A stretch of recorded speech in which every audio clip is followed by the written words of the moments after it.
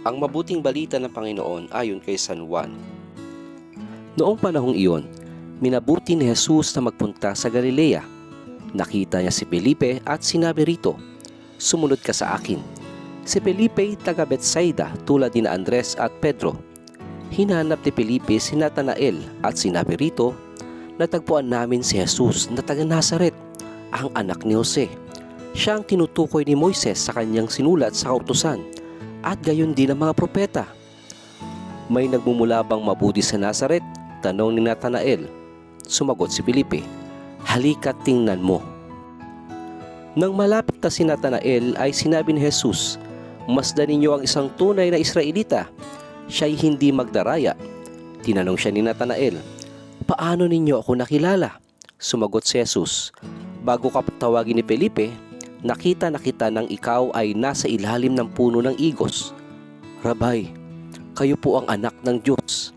Kayo ang hari ng Israel," wika ni Natanael. Sinabi ni Jesus, "Nananampalataya ka ba dahil sa sinabi ko sa iyong nakita kita sa ilalim ng puno ng igos? Makakakita ka ng mga bagay na higit kaysa rito."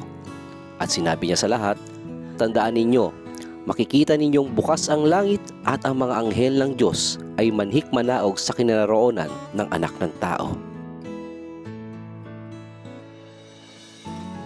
Maliban kina Andres at Simon Pedro, isa si Felipe sa mga tinawag ng Panginoon upang sumunod sa kanya.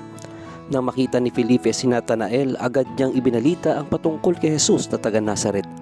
Nung una ay parang hindi siya kumbinsido sa mga sinasabi ni Felipe patungkol kay Jesus.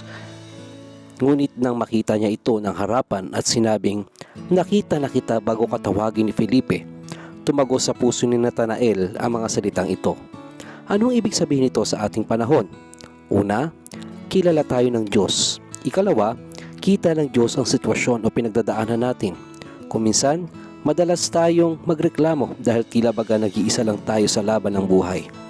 Ang malala minsan, tanong ng ilan, totoo bang may Diyos? Gaya ng sabi natin nung nakaraan, ang pagbabago ng taon ay hindi assurance na walang pagsubok. Kailangan lang nating magbago ng isip at maniwalang kita tayo ng Diyos sa ating pinagdadaanan. Araw-araw, tinatawag niya tayo tulad ng mga unang mga alagad. Tinawag sa kanilang mga iba't ibang sitwasyon o kalalagayan sa buhay at nagbago sila ng direksyon. Ito ang ating tandaan. Ano man ang sitwasyon, kita tayo ng Diyos.